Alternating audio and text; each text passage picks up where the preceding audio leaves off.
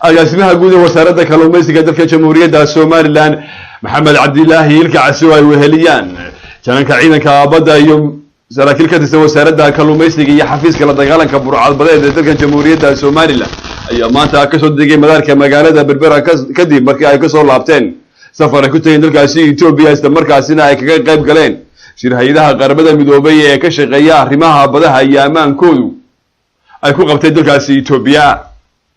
agaasimaha guud ayaa nooga warramay ujeedada safarkoodii iyo waxyaabihii ay kulankaasi laga hadlayay.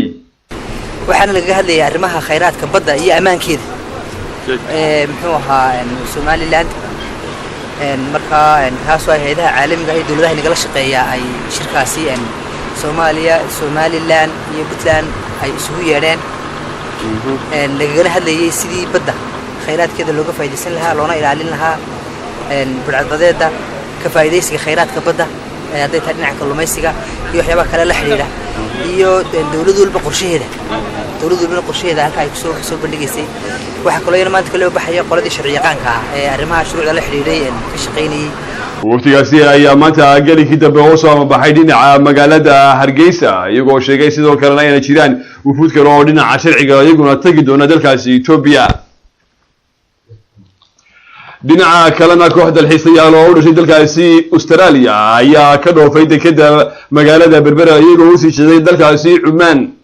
intii aanay ka dhoofin magaalada Berbera ayaa nin u hadlayay dalxiisayaasha ayaa waxa uu sheegay in dalka jamhuuriyadda Somaliland uu yahay dalkii 122aad ee ay ku soo mareen baabuur ay kaga soo gudbeen wadamada kala duwan ee dunida oo intooda badan ku yaala qaaradda Afrika.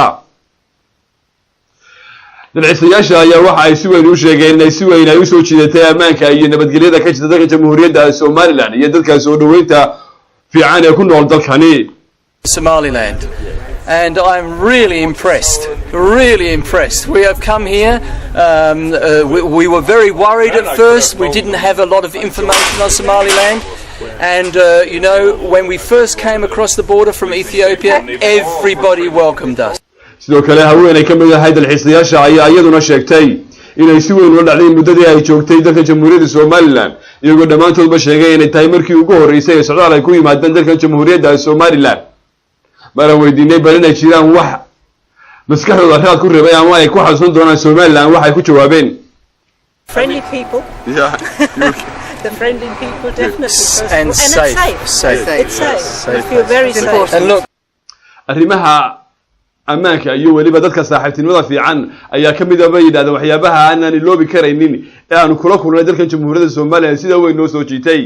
sidoo kale markii ay ka soo tallaabeen xuduudda Somaliland iyo Ethiopia cidii u horeysay soo dhaweynta la yaab karaan kala kulnaa ayaa waxay haymay laanta socdaalka ee dalka jamhuuriyadda Somaliland oo noogu jawaabay ku soo dhawaada dalka jamhuuriyadda Somaliland. Cabdi Salaan Xariir TV-ga qaranka Berbera.